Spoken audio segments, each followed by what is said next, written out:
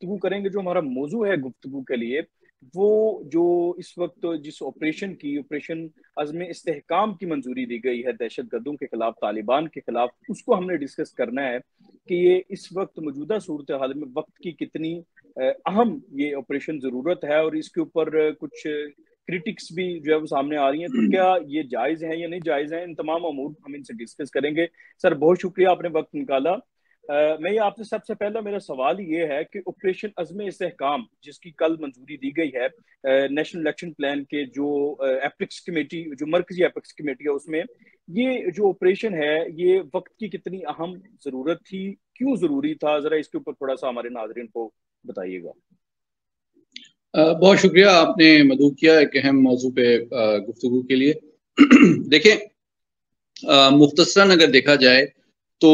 3 एतबार से इस ऑपरेशन की बरवक्त मंजूरी, ताकि फैसला कुन और भरपूर अंदाज में दहशतगर्दी का पाकिस्तान के तमाम इलाकों से मुकम्मल तौर पे फैसला कुन अंदाज में खात्मा किया जा सके, बहुत ज़रूरी था। पहली वजह जो है, यकीनी तौर पे आप जानते हैं, हमारे नाज़रीन भी जानते हैं कि इस वक्त पाकिस्तान मईशत के हवाले से कई बड़े चैलेंजेस फेस कर रहा है, और इन चैलेंजेस से हम उसी वक्त ओहदा बरा हो सकते हैं जबकि ना सिर्फ एक बड़े पैमाने पे बर वक्त फॉरेन डायरेक्ट इन्वेस्टमेंट भी आए, और साथ ही साथ हम अपने मुल्क के अंदर भी जो ब्लैक इकोनॉमी है उसका भी कलाकमा करें, और जो कि डायरेक्टली और इनडायरेक्टली दहशतगर्दी को भी फाइनेंशियल सपोर्ट प्रोवाइड करती है। तीसरी वजह यह है कि ये भी एक हकीकत है कि पाकिस्तान के जो दुश्मन हैं वो ये समझते हैं, मैं मुख्तसरन बताना चाहता हूं कि 1998 में जब पाकिस्तान ने एटमी धमाका किया तो हमारे मशरकी हमसाये पे ये बात वाज़ेह हो गई कि अब बराह रास्त रवायती या तस्वीराती एतबार से पाकिस्तान के खिलाफ जारियत या हमला या जंग, उसके लिए एक पॉलिसी ऑप्शन नहीं है। तो पाकिस्तान को बजाय कि वो बराह रास्त रवायती जंग में उस पर हमलावर होता, उसने अपनी पॉलिसी में एक तब्दीली लाई जो पिछले 26 साल में आप उसका सबूत ये है कि आप दहशतगर्दी की मुख्तलिफ तंजीमों की पुष्टपनाही भारत की जानिब से की गई, चाहे वो एथनिक बयानिए के ऊपर मबनी हो जिस तरह के बलूचिस्तान में जो ऑपरेटिव हैं, या वो दीन का तोड़ मड़ोड़ के सहारा लेने की कोशिश करें जिस तरह के TTP वगैरह करती है और दाइश करती है। तो इन तंजीमों की भारत ने भरपूर अंदाज में जो है पुष्टपनाही की। तो मैं समझता हूं कि पाकिस्तान ने अगर माशी मामलात में बाहर से एक सिक्योर और सस्टेनेबल इन्वेस्टमेंट लानी है, हमने अपने मुल्क के अंदर ब्लैक इकोनॉमी का खात्मा करना है, स्मगलिंग का खात्मा करना है, जिनके ताने बाने माशी और माली मावनत प्रोवाइड करते हैं दहशतगर्द तंजीमों को, और तीसरा ये कि हमने बजाते खुद अपनी गली कूचों, बाजारों, स्कूलों, मदारिस, मसाजिद को भी हमारे दुश्मन की जो कोशिश है कि उसको गैर मुस्तहकम किया जाए और रियासत और अवाम के दरमियान गलत फहमी पैदा की जाए, उसको भी नाकाम बनाना है। तो उसके लिए ये ऑपरेशन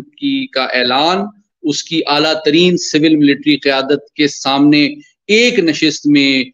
मंजूरी और एक बड़ा वाजे उसके हवाले से जो बयान सामने आया है वो होना बहुत बरवक्त और जरूरी रहा। बिल्कुल ठीक है सर, मैं इसी के साथ एक सवाल है मेरा आपसे।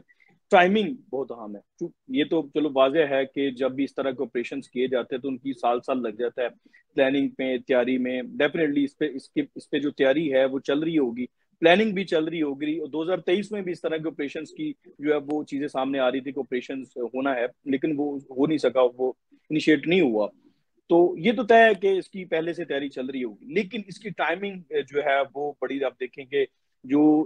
अस्करी और सियासी क़यादत है उसका दौरा चीन, उसके बाद इसकी मंजूरी दी गई है। तो क्या चीन की तरफ से भी बाकायदा जो है वो हमें जोर दिया गया है कि आप इस पे कोई स्टांस लें? क्योंकि इस वक्त हम देखते हैं सबसे ज्यादा जो दहशतगर्दों का टारगेट है वो चीनी इंजीनियर्स ही होते हैं पाकिस्तान में।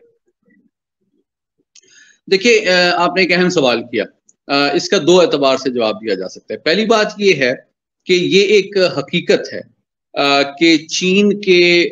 इकोनॉमिक राइज से कई ममालिक को खदशात जो है उनके सामने हैं, और चीन के राइज को कंटेन करने की आलमी और इलाकाई सतह पे कोशिशें जारी हैं। तो मैं इस मामले पे कई दफ़ा ये आला तरीन सतह पे ये बात रख चुका हूँ कि पाकिस्तान की सरहदों के अंदर अगर चीनी अहलकारों और मफादात और इन्वेस्टमेंट के प्रोजेक्ट्स पे अगर हमला होता है तो ये सिर्फ पाकिस्तान के ऊपर हमला नहीं है, पाकिस्तान के माशी मफादात के ऊपर हमला नहीं है, ये सिर्फ पाकिस्तान की इंटरनल सिक्योरिटी का चैलेंज नहीं है, बल्कि ये दरअसल चीन को कंटेन करने की जो पॉलिसी है उसका एक शाखसाना है जो कि पाकिस्तान में वकूफ़ पज़ीर होता रहा है। तो मैंने कई दफ़ा हमारी क़यादत पे भी मैंने उनको भी ये कहा कि उनके लिए ज़रूरी है कि हम अपनी चीनी भाइयों, दोस्तों और क़यादत को ये वाज़ेह पैगाम दें कि आपके मफादात के हवाले से पाकिस्तान की सरहदों के अंदर अगर कोई भी हमला होता है तो पाकिस्तान जो है अपने सरधड़ की बाजी लगाएगा और एड़ी चोटी का जोर लगाएगा आपके तमाम मफादात के तहफ़्फ़ुज़ के लिए, जान माल इज़्ज़त के की सलामती के लिए, और जो लोग इसमें मुलव्विस पाए जाएंगे उनके खिलाफ करार वाकई सजा दी जाएगी और उनको कीफ़रे किरदार तक पहुंचाया जाएगा। अलबत्ता चीन के लिए भी ज़रूरी है कि वो भी दो तरफा सतह पे उन ममालिक से जो कि आलमी और इलाकाई सतह पे उसके इकोनॉमिक मफादात पे हमलावर हो रहे हैं, उसको नुकसान पहुंचाने की कोशिश कर रहे हैं, वो दो तरफा सिफारती सतह पे उनसे भी ये मामला उठाए। सिर्फ पाकिस्तान से अपील करना जो है वो एक सिर्फ काफी नहीं होगा। दूसरी बात ये है कि जो दहशतगर्द तंजीमें पाकिस्तान के अंदर दीन का या एथनिक ग्रीवेंस का झूठा बयानिया गढ़ के चीनी मफादात पे हमलावर हो रही हैं, वो दरअसल सिर्फ पाकिस्तान नहीं बल्कि चीन की दुश्मन है और उनके मफादात के खिलाफ उन ताकतों की पुष्टपनाही के पेश नजर सफ आ रहा है जो कि नहीं चाहती कि चीन जो है तरक्की करे और उसकी खुशहाली के समरात पाकिस्तान और दीगर इलाकों तक पहुंचे। बिल्कुल ठीक है, बिल्कुल ठीक है। अच्छा, मुझे थोड़ा सा मैं चाहता हूँ कि जो सुनने वाले हैं इसको थोड़ा आसान अल्फाज में हमें बताना चाहिए, क्योंकि इस वक्त मुखालफत बहुत ज्यादा है इस चीज की, इस वक्त पॉलिटिकल हो गया है, मामले को पॉलिटिसाइज कर दिया गया है। तो ये ऑपरेशन माशी लिहाज से कितना अहम है? चूंकि आपने पहले सवाल में इसका थोड़ा सा जवाब भी दिया है, मैं चाहता हूँ इसको थोड़ा सा एक्सप्लेन कीजिएगा। ऑपरेशन की कामयाबी पाकिस्तान की माशी तरक्की से कितनी जुड़ी है? देखिए, अगर बिल्कुल गैर जज्बाती और हकीकत पसंदाना अंदाज में आलमी सियासत को पिछले तकरीबन समझें कि 80 साल में देखा जाए, दूसरी जंग अजीम से लेके आज तक, तो हकीकत ये है कि जो आलमी सियासत के मकासद हैं वो माशी कशमकश है आलमी बरादरी के दरमियान, ममालिक के दरमियान, बल्कि जो जंगें भी होती हैं वो वसाइल के लिए, तेल के लिए, कुदरती वसाइल के लिए, मार्केट एक्सेस के लिए, जियो स्ट्रेटेजिक लोकेशन तक रसाई के लिए और बड़े स्ट्रेटेजिक जो बेसिस हैं उनकी एक्विजिशन के लिए होती हैं। आप तो कई ममालिक में देखेंगे, अगर आप तारीख पढ़ें तो ये बात तारीख का हिस्सा है कि ईरान में एक दौर में 50 की दहाई में उनकी रिजीम चेंज की गई थी सिर्फ इस वजह से कि एक बड़ी ताकत की मर्जी की कंपनीज को तेल के ठेके नहीं दिए गए थे और शाह ऑफ ईरान को इख्तिदार में लाया गया एक बैनुल अक़वामी ताकत की इंटरवेंशन से। तो ये एक हकीकत है कि मईशत जो है वो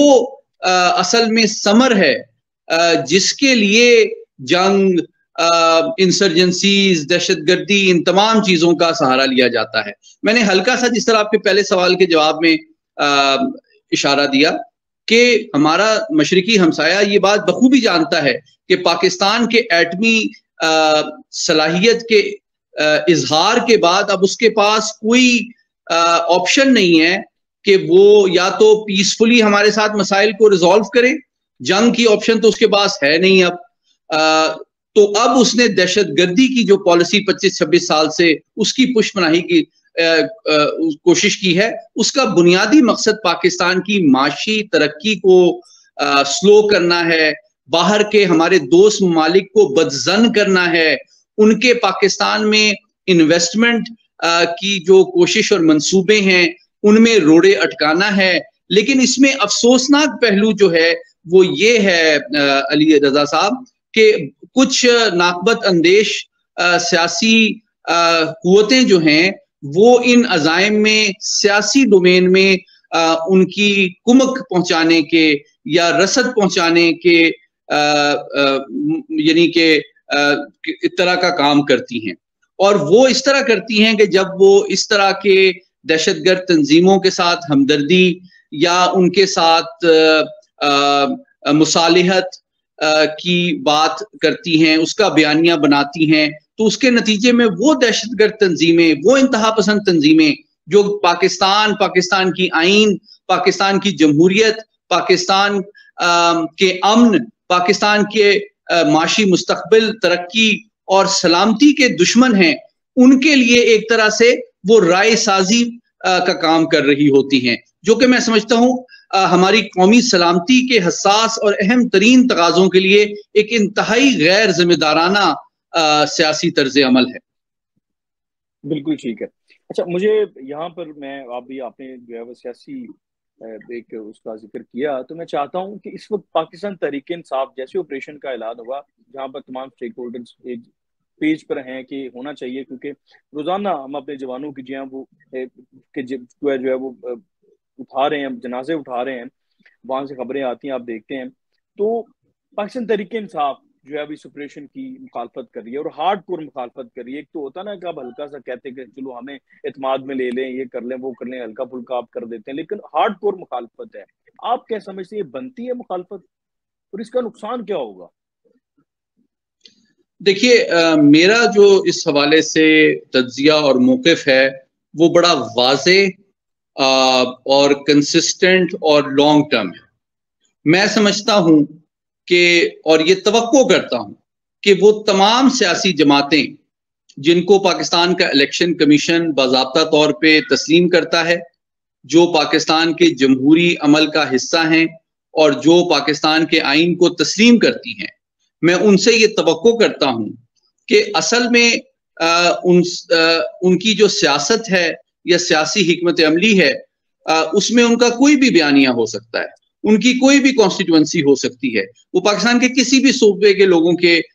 नुमाइंदे हो सकते हैं, पाकिस्तान के किसी भी मसले के हवाले से आवाज उठा सकते हैं। लेकिन जब वो कौमी सलामती के हवाले से एक गैर जिम्मेदाराना बयानिया मुरतब करते हैं, जिसका बराह रास्त फायदा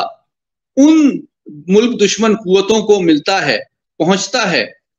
जो कि पाकिस्तान के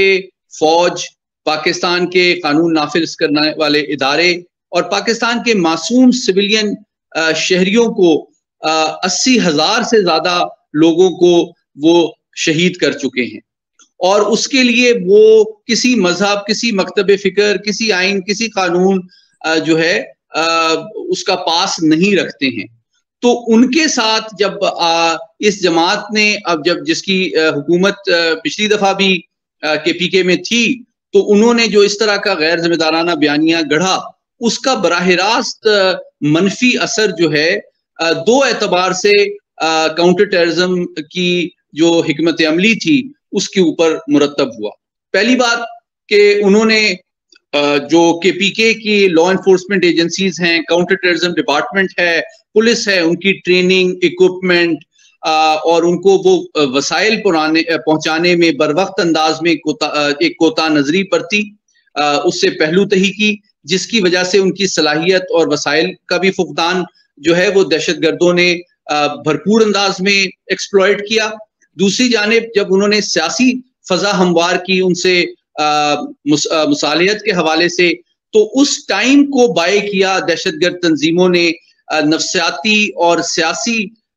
डोमेन में अपने लिए राय साजी के लिए, अपने आप को मजीद मुनज़्ज़म करने के लिए, अपने आप को मजीद मुस्तहकम करने के लिए, अपनी सपोर्ट बेस इस्टेब्लिश करने के लिए, जिसके नतीजे में आज पाकिस्तान की अफवाज, पाकिस्तान की इंटेलिजेंस एजेंसीज और पाकिस्तान के कानून नाफिज करने वाले इदारे उन्हीं कामयाबियों को दोबारा रीगेन करने के लिए कहीं ज्यादा रोजमर्रा की सतह पे कुर्बानियां दे रही हैं। और आज जो स्केल है अली रजा साहब इंटेलिजेंस बेस्ड ऑपरेशन का, वो तकरीबन कमोबेश 110 ऑपरेशन रोजाना किए जा रहे हैं मुल्क के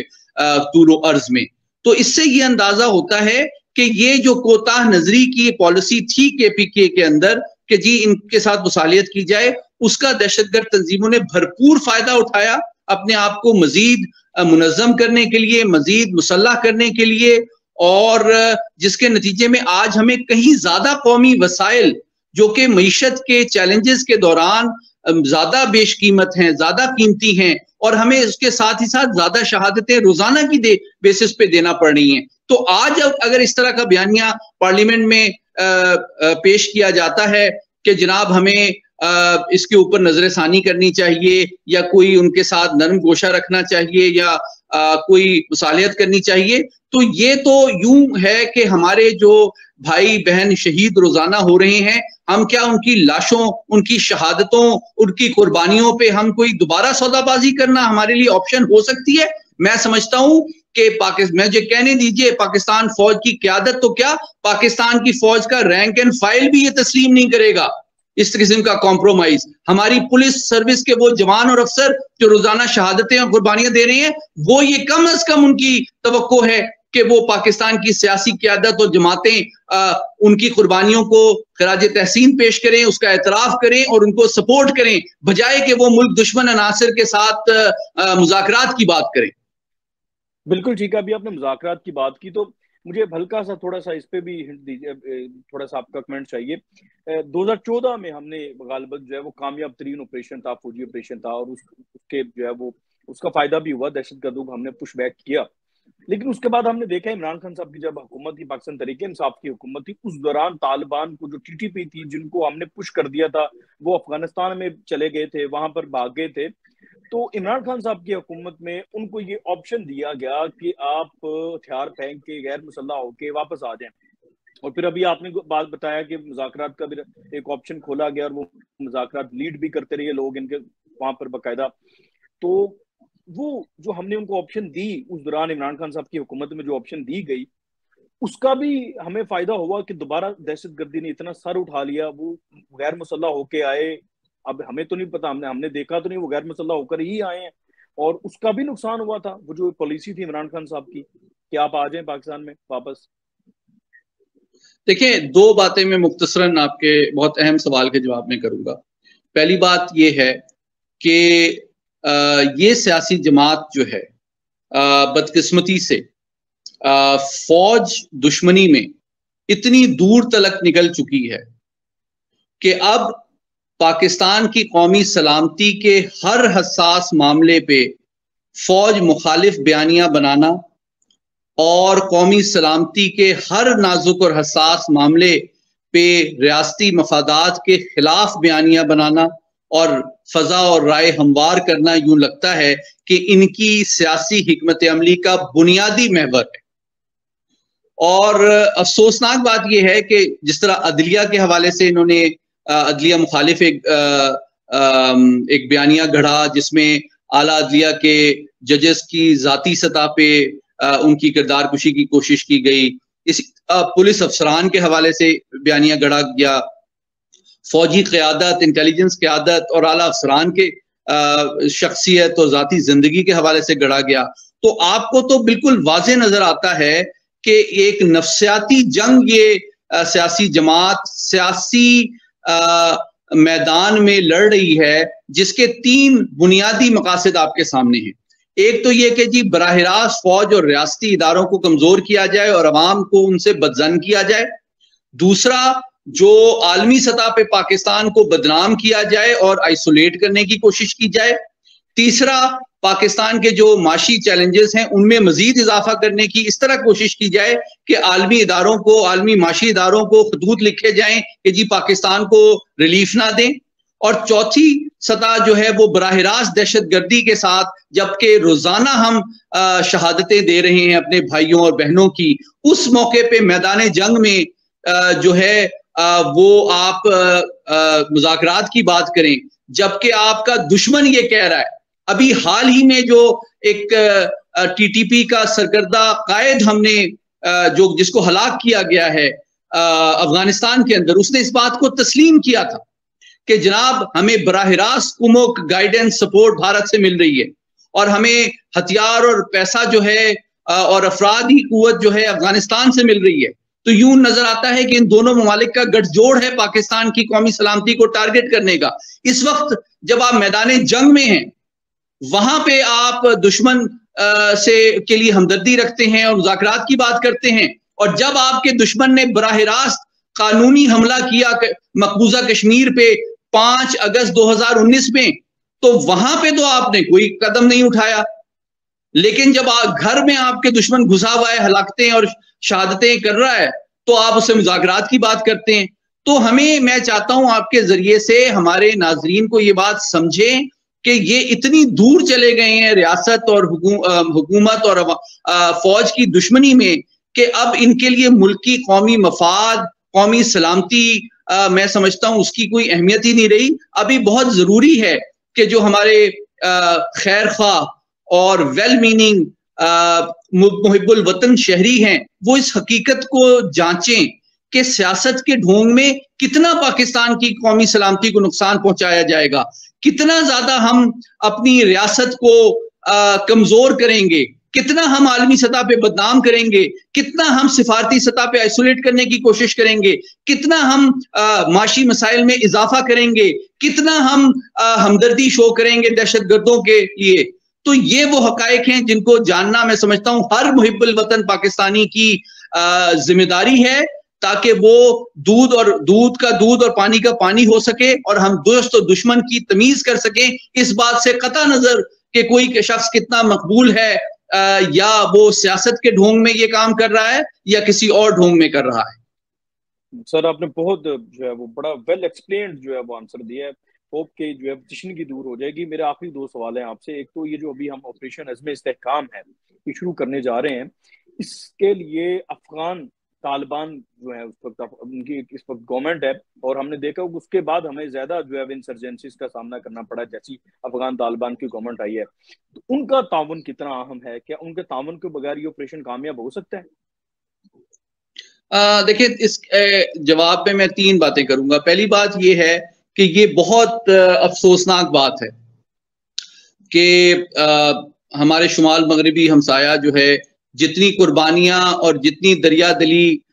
उनके लिए पाकिस्तानी कौम ने दिखाई है, तारीख में उसकी शायद वाहिद मिसाल जो है वो मुवाफ़ात मदीना की होगी शायद,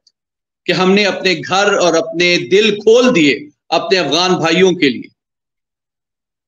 बिल्कुल उसी तरह जिस तरह रियासत मदीना में महाजरीन के लिए अंसार ने अपने घर, अपनी जायदादें और अपने दिल खोल दिए थे।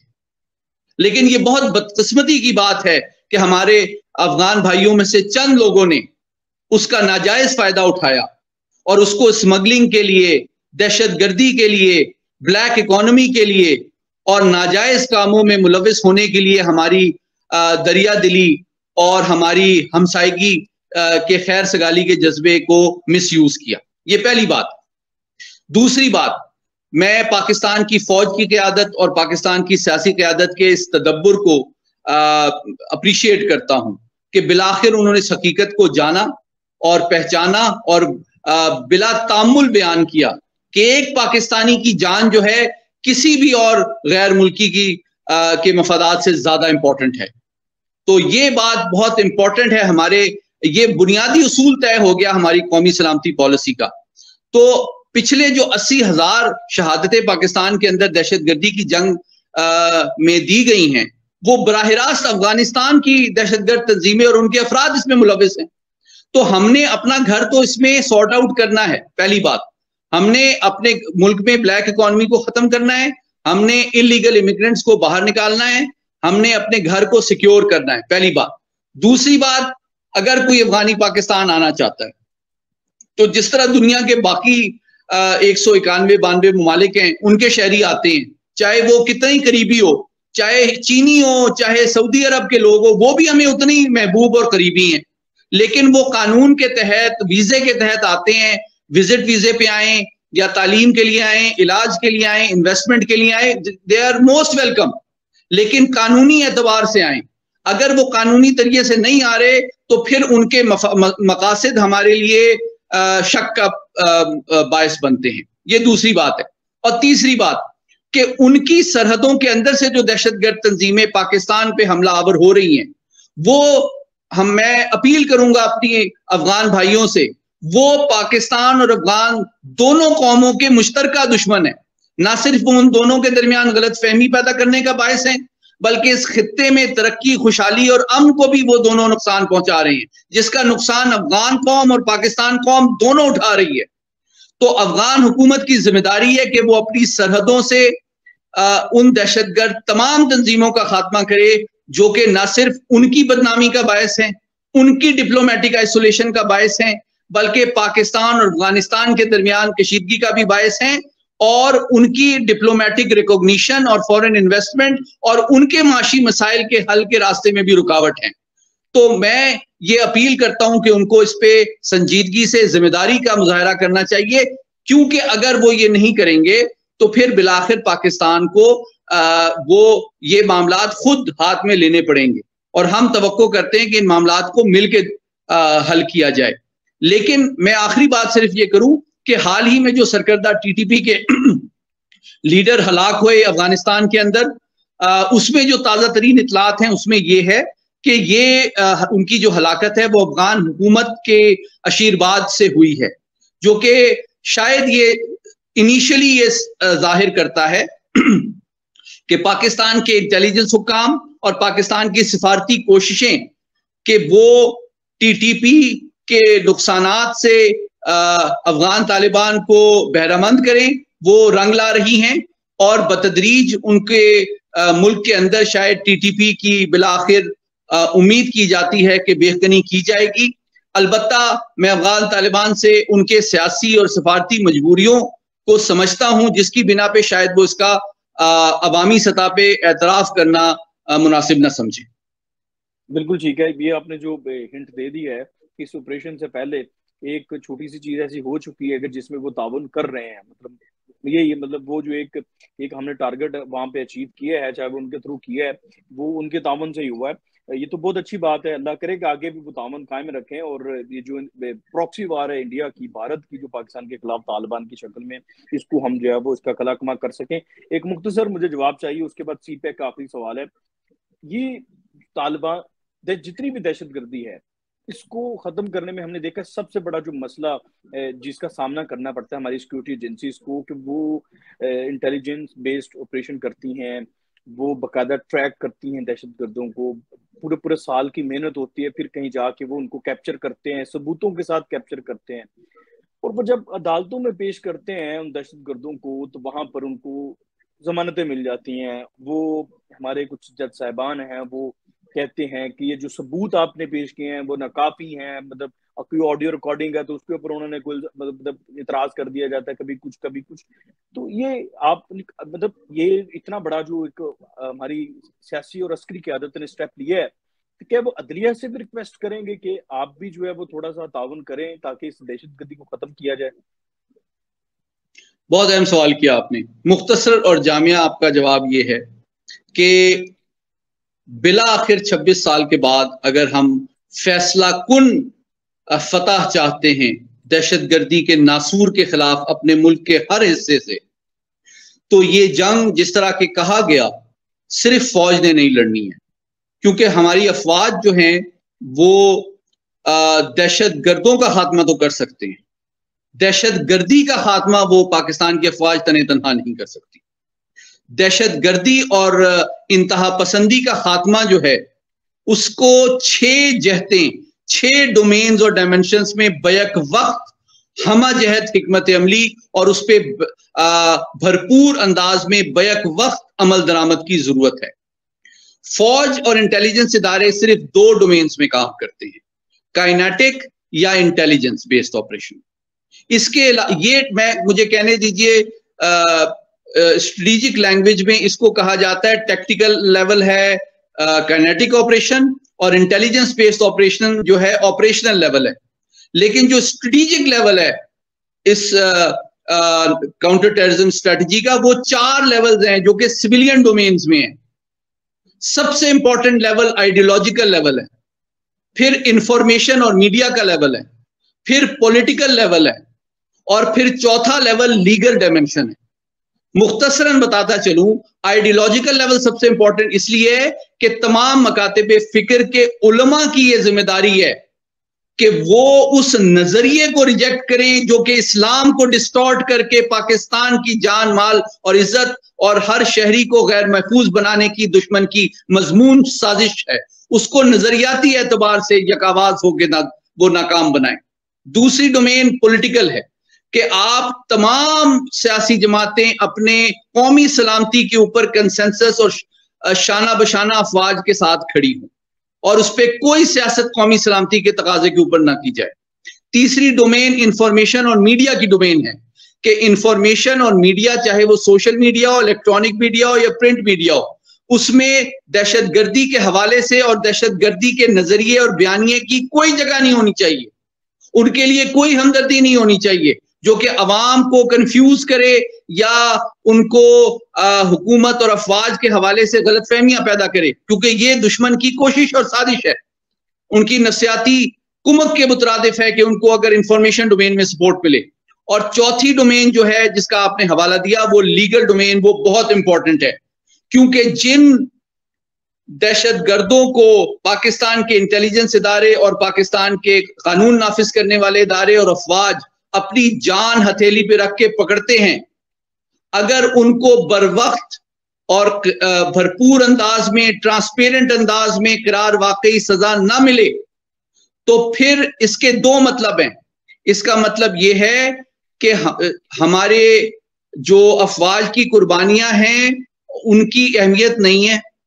इसका दूसरा मतलब है कि क्या ह्यूमन राइट्स का बयानिया सिर्फ हमारे दहशतगर्दों के लिए? क्या हमारे 80,000 शोहदा की फैमिलीज के ह्यूमन राइट्स नहीं है कि उनके जो शोहदा हैं उनके खिलाफ जो मुजरिम सफारा हैं उनको सजा दी जाए? ये दूसरा पहलू है। और तीसरा पहलू ये है कि हमारी रियासत कौमी सलामती में सबसे इंपॉर्टेंट जो रोल है वो अदलिया का है कि हर क्रिमिनल को, हर दहशतगर्द को ट्रांसपेरेंट और टाइमली अंदाज में कानून के मुताबिक अगर सजा मिले तो शायद हमारे जवानों और अफसरान और कानून नाफिज करने वाले इदारों को इतनी शहादतें और कुर्बानियां ना देना पड़े। अगर उनको कानून के मुताबिक सजा मिल जाए और तो इसका एक नफ्सियाती और सियासी और समाजी असर भी दहशतगर्दों के ऊपर पड़ेगा कि वो कानून से डरेंगे और उस डर और खौफ के तहत शायद वो हथियार डाल दें। तो ये दहशतगर्दी के खिलाफ जो जंग है, जिस तरह मैंने कहा, इसके 6 पहलू हैं, 6 डायमेंशंस हैं। इसमें इंटेलिजेंस और काइनेटिक या मिलिट्री डायमेंशन सिर्फ 2 हैं, लेकिन उससे ज्यादा इंपॉर्टेंट लीगल डायमेंशन है, पॉलिटिकल डायमेंशन है, इंफॉर्मेशन डायमेंशन और आइडियोलॉजिकल डायमेंशन है, जिन पे किरार वाकई कंट्रीब्यूशन और पेशरफ के बगैर सिर्फ फौजी और इंटेलिजेंस जरिए से देरपा कामयाबियां हासिल करना, मैं समझता हूं, एक गैर हकीकत पसंदाना तवक्को होगी। बिल्कुल ठीक है सर, बहुत शुक्रिया, आपने बड़ा जामे जवाब दिया। आखिरी सवाल है और मुख्तसर सा जवाब दीजिएगा। सी पैक पे जो है वो जो पाकिस्तान की इस वक्त मौजूदा सियासी और मिलिट्री क़यादत है, उन्होंने दौरा भी किया चीन का। उस दौरे के बाद हमने देखा दी डिप्लोमेट्स नामी को गैर मारूफ ऑनलाइन वेबसाइट है, उसने एक स्टोरी लगाई और वो स्टोरी तीन दिन वो रुलती रही स्टोरी। उस स्टोरी को इतनी हाइप नहीं मिली अनलेस के उस स्टोरी को एक मखसूस सियासी जमात ने अपलिफ्ट नहीं किया। और जैसे ही उन्होंने अपलिफ्ट किया उसके ऊपर फिर हमने देखा पूरा एक प्रोपेगेंडा सामने आया, और ये तासुर दिया गया कि जैसे चाइना ने पाकिस्तान के साथ जो ताल्लुकात हैं माशी और सफारती, वो बस एक नॉर्मल रूटीन के कर दिए हैं। आपने पूरा ऑब्जर्व किया होगा जो दौरा था, और उस दौरे के बाद जो बॉडी लैंग्वेज और वहां से जो रिएक्शन आया, और फिर कल मेरे ख्याल से एक हमारे वो वजीर भी आए चाइना के, वो एक कॉन्फ्रेंस भी हुई। तो आप क्या समझते हैं वो स्टोरी, और उस स्टोरी के ऊपर एक मखसूस जमात के इतना ज्यादा वावेला करना, क्या वो वैसे ही है जैसे उन्होंने किया? देखें, चार इसके मुख्तसरन मैं पहलू बता देता हूं आपके सामने। पहली बात यह है कि यकीनन ये बहुत अफसोसनाक बात है कि हमारी एक बड़ी सियासी जमात जो है वो एक इंतहाई गैर जिम्मेदारी का मुजाहरा कर रही है। पाकिस्तान के जो अफवाज की और सियासी क़यादत की जो कोशिशें हैं कि पाकिस्तान के माशी मसाइल को कम किया जाए, हल किया जाए और फॉरेन डायरेक्ट इन्वेस्टमेंट दी जाए, उसमें बराह रास्त एक ऐसा बयानिया बनाया जाता है कि उसके रास्ते में मुश्किलात पैदा की जाएं और आलमी बरादरी के एतमाद को ठेस पहुंचाई जाए, जो बहुत अफसोसनाक तर्ज अमल है। दूसरी बात यह कि यह भी एक हकीकत है, जिस तरह मैंने आपके पहले सवाल के जवाब में कहा था कि कई ममालिक पाकिस्तान की और चीन की दोस्ती और इस खित्ते की तरक्की और खुशहाली से खाइफ हैं। तो ये वाजे करना बहुत जरूरी है कि पाकिस्तान और चीन की जो दोस्ती है वो इस खित्ते के इस्तेहकाम, तरक्की और खुशहाली के लिए है। इन दोनों ममालिक की कोशिश किसी तीसरे मुल्क के खिलाफ दुश्मनी के लिए ये दोस्ती नहीं है, ये वाजे करना बहुत जरूरी है। तीसरी बात यह है कि ये मज़हका खेज बयानिया है कि चीन जो है उसको शायद पाकिस्तान पे एतमाद कम हो गया है या वो इन्वेस्टमेंट में उतना इंटरेस्टेड नहीं रहा। इसका सबसे बड़ा सबूत इस खोखले बयानिए के जवाब में ये है कि अगर वो पहली स्टेज ऑफ सीपेक के नतायज से मुतमईन ना होते तो वो दूसरी स्टेज शुरू क्यों करते? वो तो पहली स्टेज के बाद बिस्तर बोरिया गोल करके चले जाते। ओ भाई, पहली स्टेज में अगर उन्होंने पाकिस्तान का कम्युनिकेशन, ट्रांसपोर्ट और एनर्जी का पूरा इंफ्रास्ट्रक्चर रेवोल्यूशनलाइज कर दिया है 62 अरब डॉलर के ग्रां कदर इन्वेस्टमेंट के बाद, और अब दूसरे स्टेज में पाकिस्तान को वो इंडस्ट्रियलाइज करने जा रहे हैं, पाकिस्तान की ह्यूमन रिसोर्स डेवलपमेंट करने जा रहे हैं। 10,000 लोगों को पाकिस्तान में लेटेस्ट एग्रीकल्चरल टेक्नोलॉजी की ट्रेनिंग मिलने वाली है। आईटी सेक्टर में पाकिस्तान के 1 लाख लोगों को ट्रेनिंग मिलने वाली है। तो इसका मतलब है कि पाकिस्तान की सरजमीन और पाकिस्तान के जुग्राफिये के साथ साथ चीन पाकिस्तान की इंसानी कुव्वत, अफरादी कुव्वत, ह्यूमन सिक्योरिटी में भी इन्वेस्ट करना चाहता है। तो ये तो सबसे बड़ी दलील है कि ना सिर्फ वो पाकिस्तान की एनर्जी और इंफ्रास्ट्रक्चर में इन्वेस्ट कर रहा है, बल्कि पाकिस्तान की कौम की भी सलाहियत इस काबिल बनाना चाहता है कि कल वो इंडस्ट्रियलाइजेशन के प्रोसेस में मजीद अपॉर्चुनिटीज अवेल कर सके और मजीद अपनी मुल्क और कौम की तरक्की और खुशहाली में कंट्रीब्यूट कर सके, जो इस बात का सबूत है कि इस झूठे बयानिए के कोई पांव नहीं है। सर बहुत शुक्रिया, आपने हमारे नाजरीन के लिए अपना कीमती वक्त निकाला और अपनी कीमती राय से जो है वो उनको जो है वो मुस्तफीद हुए। वो आपसे इंशाल्लाह गाहे बगाहे हम आपका टाइम जो है वो लेते रहेंगे। बहुत शुक्रिया, जज़ाकल्लाह।